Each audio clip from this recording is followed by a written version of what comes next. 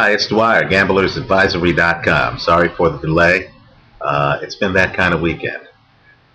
Let's talk about the Floyd Mayweather-Miguel Cotto fight. But before I continue, just remember, the opinion you should follow should be your own. Just consider this video to be a second opinion from a complete stranger online. You know, I have mixed feelings about the fight. I saw the fight in a venue where there were a lot of Miguel Cotto fans. And during the action, they were screaming. They really thought their guy was doing well. Then I was hearing the HBO commentary, and Jim Lampley was so excited, he mistakenly thought that Harold Letterman had given Miguel Cotto 3 rounds in a row. Then, of course, I pick up the paper today, the Las Vegas Review-Journal, and I'm seeing where everyone is commenting on how the fight was much closer than expected and how Cotto did well. I even was at stuff.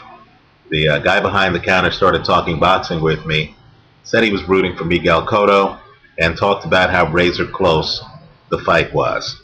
Let me just say, I didn't think it was razor close. I actually thought that Floyd was dominating the fight. Let's break it down. You know, when Cotto comes in, understand that Cotto can knock you out with the left hook. So pretend you're Cotto as you look at your computer monitor. Pretend I'm Floyd. This is my right and this is my left, right? I'm inverted because I'm on camera. If Cotto throws his left hook, Floyd would just raise his hand like this, catch the punch, right? Floyd also bends over a little bit when he's up on the ropes. So if that left hook comes to the body, Floyd can catch it with his right forearm, right? If Cotto throws a right hand, that's what the shoulder is for. Floyd turns, the shoulder is to catch Cotto's right hand, right? Body punches, Floyd is in a Philly shell, his hand's already down, his left's down to block the punch. He can also block the uppercut just by leaning his right over, right? The only place where Floyd is unprotected is on a straight left hand, a jab, right? But understand, Floyd's willing to let Cotto land a jab and also land right hands because Cotto can't knock you out with a right hand or a jab. In other words, Mayweather, when he's up on the ropes, is really focused on Floyd's knockout punch. Excuse me, it's focused on Cotto's knockout punch. And that's that, left hook, right? And as I've said in previous videos, even though Cotto is in an orthodox stance, he's really a lefty. His dominant hand is that lead hand. So the first 4 rounds took place. Cotto came out, charged at Mayweather. Just because Mayweather is on the ropes doesn't mean that, one, Cotto has cut off the ring. It might simply mean that Mayweather feels comfortable on the ropes, right? Nor does it mean that Cotto's winning the round. In fact, Harold Letterman gave Floyd Mayweather the first 4 rounds. I thought Mayweather, literally by the midway point of the 2nd round, understood he was on his way to win the fight, right? At the end of the 6th round, as reported online by BoxingScene.com, Roger Mayweather in Floyd's corner said to Floyd, he's about ready to give up, right? Floyd was in total control of that fight at the end of 4 rounds. He did something interesting in the middle of the fight. He actually stopped coming forward on Floyd because charging Floyd when Floyd was in the corner was a losing proposition because Floyd had his left hook blocked and Cotto can't knock you out with anything else, right? So in the middle of that fight, Cotto takes a step back, right? Cotto starts fighting the kind of fight that in an earlier video I recommended Victor Ortiz fight against Mayweather. You can't just charge a counterpuncher, be one-handed, and expect to beat him, right? The only way I thought that Miguel Cotto or any fighter would really have a shot to beat Floyd Mayweather would be to fight him like Brad Solomon, an unknown welterweight, would fight him, right? Unknown but unbeaten, right? And that's to be outside and literally just jump in with power shots, right? You don't want to be too close to him because Mayweather will figure out the angles. So you've got to hide the angles. Think Sergio Martinez. Think a guy who's outside, keeps his hands down, keeps his hands low, right? Is quick. You don't know the angles of the punches. Unfortunately for Cotto, he's one-handed. So unlike a Victor Ortiz, who has one-punch knockout power in both hands, right? Ortiz simply fought the wrong fight against Mayweather. Unlike Ortiz, who could have stayed outside, bluffed, and then come in with power shots, right? Then gotten back outside, broken up the rhythm, right? Forced Mayweather to use his feet to reestablish the angles. Unfortunately here, when Cotto was outside, he started having his best rounds. The problem was, since he's one-handed, Mayweather knew that anything dangerous was coming from Cotto's left side, right? So after a while, Mayweather figured that out. Let me just say this. I know the press is talking about Mayweather's bloody nose. There's never a time in this fight where Floyd Mayweather, in my opinion, wasn't in control, right? There was a guy next to me. We're at a standing room only place, and he was talking, and he felt that Mayweather literally only lost 2 rounds. If you look at the 8th round, okay, Cotto landed some jabs. Cotto bloodied Mayweather. Make no mistake, though, Mayweather's never staggered in the round, right? While Cotto outworks Mayweather, who already has a several round advantage in the fight, right? While Cotto outworks Mayweather and lands some jabs, Mayweather's never in danger. Let me also point out that the last round of the fight, let's talk about it. You know, didn't it look like Floyd Mayweather could knock out Miguel Cotto?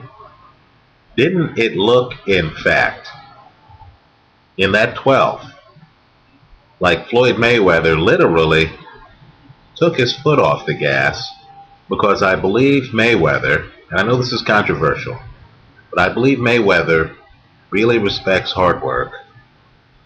He respects guys who come to fight, who come to win. And I think Mayweather had a lot of respect for Miguel Cotto. I think in that 12th round, you know, Mayweather hurts Cotto. Mayweather's landing that right hook with regularity from the 5th round on. He has it timed, right? He's landing that right hook with regularity. He stuns Cotto at times, doesn't follow up. I thought it was a respect thing. I thought Mayweather thought that Cotto was a proud champion who, like Mayweather, believes in hard work, is trying to come up. I think Mayweather views Cotto as a clean fighter, as a guy who came not for the payday, but was in there trying his best to win the fight. And I thought, dare I say it, I thought Mayweather carried Cotto a little bit in that 12th round, right? And so on Harold Letterman's scorecard, if you break out Letterman's scorecard, you'll see that Letterman has Mayweather dominating the end of the fight. It was as if when Mayweather needed to distance himself from Cotto, he could do it on demand. Now, I know that's not what the public narrative is. I know Mayweather, after the fight, said to Cotto, "You're the toughest guy I've fought." right? And Cotto, quite frankly, came to fight, was pressuring Mayweather. There's never a moment in this fight where Cotto looks like, he's about to give up, right? I know Roger Mayweather thinks differently. I thought Cotto came with a certain intensity, very proud fighter. I thought at the end of the fight, when Cotto leaves the ring without talking to HBO, I thought that Cotto thought that it was a razor close fight. I know many people do. But if you look at this fight again, ask yourself how many left hooks in 12 rounds does Miguel Cotto land? When I say left hook, I'm talking about up top or down low. How many left hooks does Miguel Cotto land, right? Isn't Floyd's nose bloody from Miguel Cotto left jabs, right? And really, if your biggest problem fighting Miguel Cotto is dealing with Miguel Cotto's left jab, are you really that bad off? Right? I mean, then as you watch the fight again, just count the counter right hooks that Floyd Mayweather starts to land. I mean, literally, on demand. Mayweather at one point buckles Cotto's knees. Also, we know Mayweather is an elite fighter. If Mayweather thought that he was in any kind of danger later in that fight, would he have dropped his hands as much as he did? If Cotto were shooting a right hand that was dangerous, and Cotto threw a lot of right hands, but if he were shooting a right hand that was dangerous, do you believe that Floyd Mayweather would literally, almost like Carl Froch, drop his left so that it was literally around his belt at times in the fight? Let me just say, the only time Floyd Mayweather would do something like that, quite frankly, is when he feels that the other guy can't hurt him with that right hand, right? Mayweather fought Shane Mosley. We never saw his hand down around his waist. I guarantee you, if Mayweather ever fights Saul Alvarez, we're not going to see that left hand down around his waist. It was down around his waist against Miguel Cotto. By the way, I know the public believes this was a close fight. Forget what I'm talking about. Look at the judges' scorecards. You're going to see scores like 117, 111. Keep in mind, that's a 6-round gap in a 12-round fight. That's not 8-4, right? 8-4 is only a 4-round gap. No, that's a 9-3. Think about it, right? Earlier in this video, I said Cotto perhaps won 2 rounds. You know what? I believe some judges had it 118, 110, right? I'm not alone in saying Cotto barely won multiple rounds, right? This was, and let me also say too, I thought it was clear that Floyd Mayweather was trying to make the fight look exciting, right? Because Mayweather, take the 12th round. I would say that Mayweather, comes out, is dominating the round, and then literally just takes his foot off the gas, right? I thought there were times in this fight where Mayweather literally just hung around the ropes to try to spice the fight up. Mayweather is also a promoter. Mayweather is a businessman. I believe Mayweather knew by the middle of the 2nd round that this fight was his fight, that Cotto couldn't land that left hook, the kind of left hook that he took out Carlos Quintana with earlier. Quintana, who won by KO over DeAndre Lattimore on the same card. So I didn't think the fight was that close. Let me briefly touch on the 2 other fights, right? Jesse Vargas versus Steve Forbes. Now, this fight delivered for us. The Mayweather fight actually was a mixed bag. Mayweather won, great. But Mayweather didn't do it by knockout, so the straddle didn't hold. You didn't make a lot of money on that fight. The Jesse Vargas-Steve Forbes fight, you actually got the over 8.5 rounds. But let me say this. Jesse Vargas, I know he's hyped. I know he's a Mayweather fighter. I know he's undefeated. I think he's overhyped. I think Jesse Vargas is a little bit suspect. I didn't think Jesse Vargas showed that he could fight inside. I have a problem with some of the new fighters out there, Jesse Vargas, Danny Garcia, Mikey Garcia. These guys look a little bit too stiff to me. If you're outside and they're able to hit you with the jab and follow it with the right hand, they can bust you up, right? But if you're inside, if you're an elite fighter with elite fighting skills, I think you could give these guys all kind of trouble. I don't know what fight the judges were judging here. I thought Steve Forbes did much better than the scorecards. The one thing we knew was that Jesse Vargas never came close to stopping Steve Forbes or to reaching that under. Let me also make another point. Vargas was so overrated that understand the over-under in the Vargas-Steve Forbes fight was lower than the over-under in the Canelo-Shane Mosley fight or in the Cotto Floyd Mayweather fight, right? Jesse Vargas has only stopped 50% of his opponents. I don't know what can be said. He looks a little bit too stiff to me. He's a young fighter. He's learning the game. He hasn't fully learned the game yet. Let's talk about Saul Alvarez, Shane Mosley. All I can say about Saul Alvarez is, wow. Before this fight, my prediction was somebody's getting knocked out. I was wrong. But I will say this. I have no idea what kept Shane Mosley up. I mean, there's a difference between a good body puncher and a great body puncher. And Saul Alvarez was throwing some great body punches. Let me also say, too, that I really view Saul Alvarez as having, let's say, average hand speed. Well, I was wrong about that. I mean, well, this fight, that's about the fastest hand speed I've seen Saul Alvarez throw down. And I'll say this, too. I'm not sure if Floyd ever fights Saul Alvarez now, because Saul Alvarez weighed 167 pounds, right, at the time of the fight with Shane Mosley. 167. By contrast, the Mayweather group said today that Floyd weighed 147 at fight time.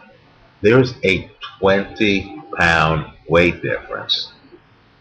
And Saul Alvarez, for his weight, is one of the hardest punchers in boxing, right? As I said, it's only an A-plus champ that kept Shane Mosley up. And, forget the head shots. The body shots should have taken Mosley out. Very impressive performance by Saul Alvarez. I'm much more hyped about Saul Alvarez than I am Danny Garcia, Mikey Garcia, or Jesse Vargas. I thought Alvarez looked extremely good. The body punches, it was amazing. I thought Shane Mosley had a chance to knock out Saul Alvarez.